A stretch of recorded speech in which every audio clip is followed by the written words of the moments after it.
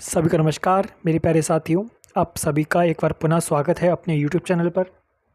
तो देखिए, हम लोक नीति यानी कि पब्लिक पॉलिसी के भीतर पॉलिसी एनालाइजिंग अर्थात नीति विश्लेषण पढ़ रहे थे। ठीक है जी, आज उसी में हमारा भारत की वन नीति के ऊपर पढ़ने वाले हैं। चलिए तो शुरू करते हैं। भारत की वन नीति की चर्चा कीजिए। इस नीति के समक्ष समकालीन चुनौतियाँ क्या हैं? सर्वाधिक महत्वपूर्ण प्राकृतिक संसाधन के रूप में वन आरंभ से ही मानव विकास के केंद्र में रहे हैं और इसीलिए वनों के बिना मानवीय जीवन की कल्पना करना असमर्थ है। हालांकि बीते कुछ वर्षों से जिस प्रकार बिना सोचे समझे वनों की कटाई की जा रही है, उसे देखते हुए इस तथ्य से इनकार नहीं किया जा सकता कि जल्द ही हमें इनके भयानक परिणाम देखने होंगे।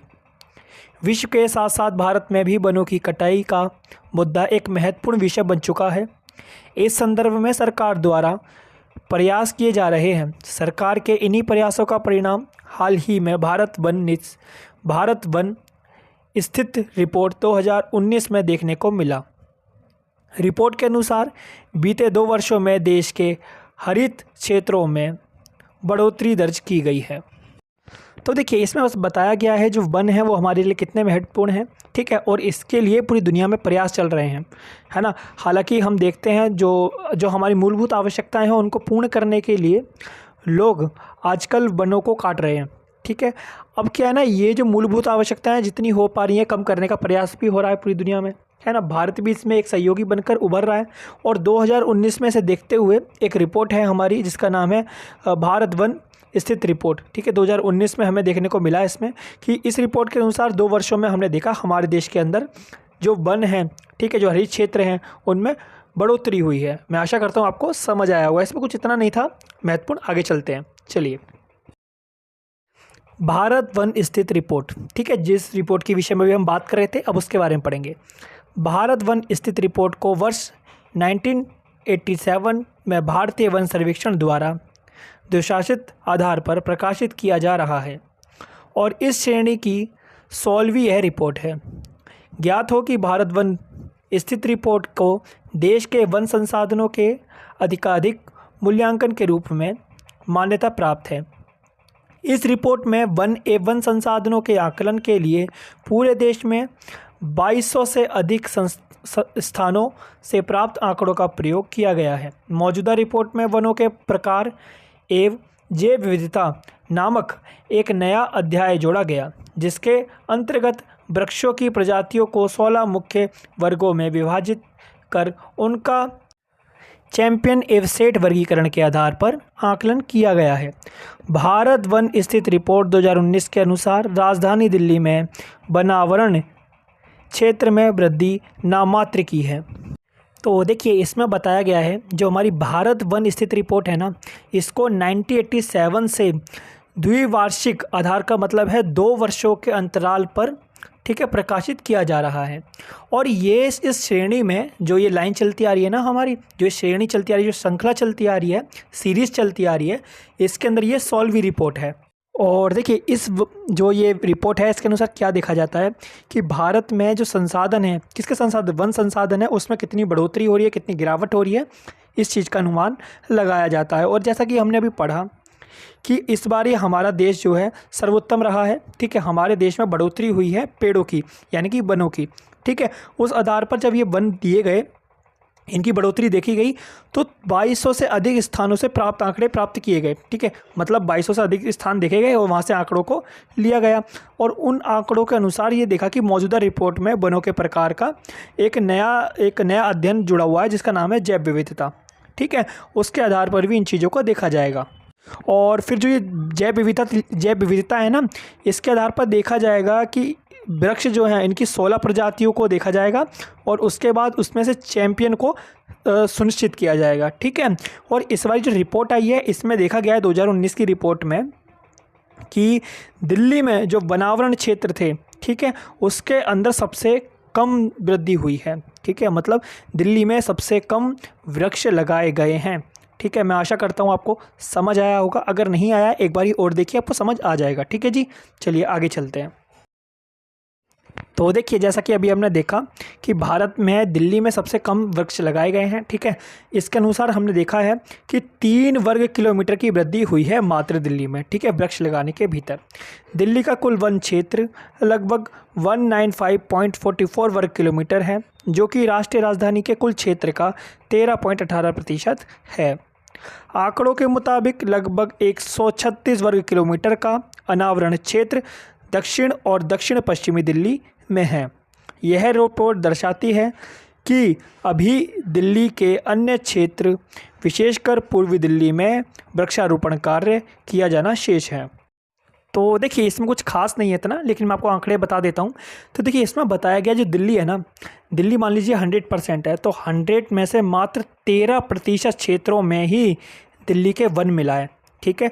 इसका कारण ये है, जो दक्षिणी पश्चिमी एरिया है, ठीक है, उसमें तो वन लगाए गए हैं, लेकिन जो आप पूर्वी दिल्ली देखते हैं उसमें वन नहीं लगाए गए हैं, वो शेष है। अब उन पर काम किया जाएगा, ठीक है जी। मैं आशा करता हूँ आपको समझ आया होगा। चलिए आगे चलते हैं। वनीकरण कार्यक्रम, ग्रीन इंडिया मिशन।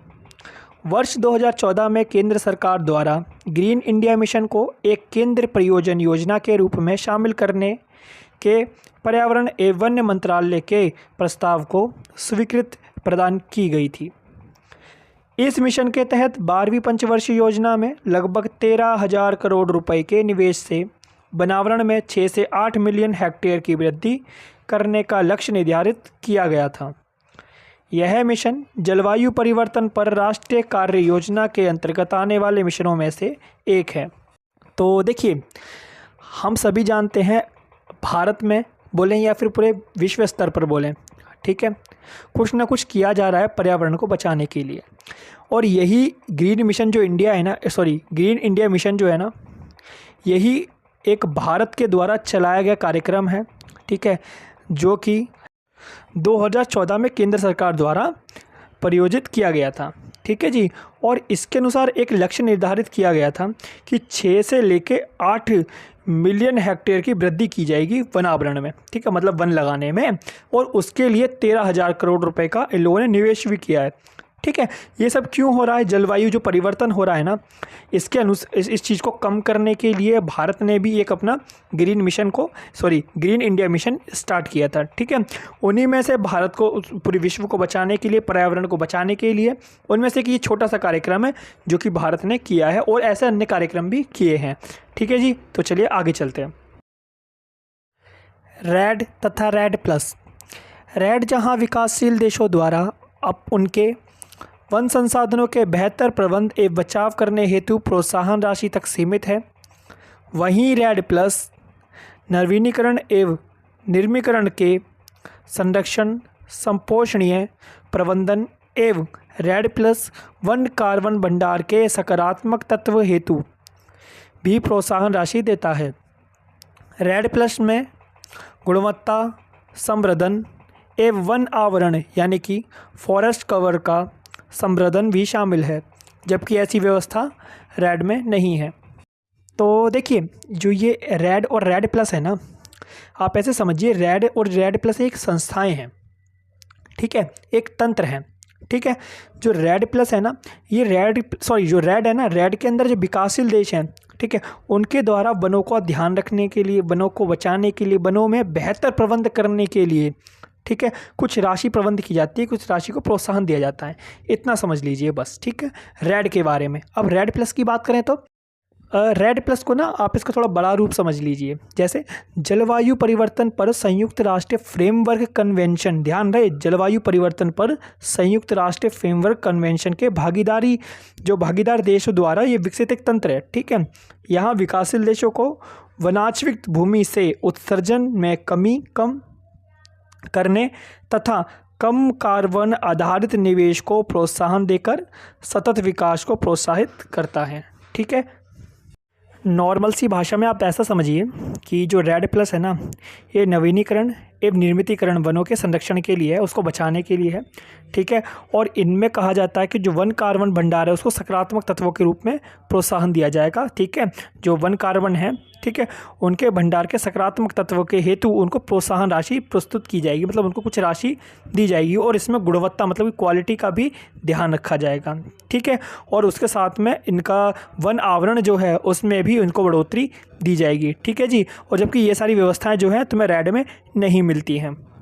मैं आशा करता हूँ आपको ये समझ आ रही होगी। ठीक है, अगर नहीं आ रही एक दो बारी सुनो, समझ में आ जाएगी। मैं जानता हूँ थोड़ा सा हार्ड है, ठीक है, क्योंकि क्या है ना, अब इतना समय तो है नहीं, देखो मैं पूरा तो पढ़ा नहीं सकता। अब इसके बारे में रेड के और रेड प्लस के बारे में पूरा पढ़ाने में बहुत समय लग जाएगा और काफ़ी लंबा टॉपिक है, छोटा टॉपिक नहीं है। ठीक है जी, तो मैं आशा करता हूँ ये आपको समझ आया होगा। चलिए आगे चलते हैं। वन संरक्षण की चुनौतियाँ। बढ़ती जनसंख्या व आधारित उद्योग और कृषि के विस्तार के लिए अतिक्रमण तेजी से बढ़ रहा है।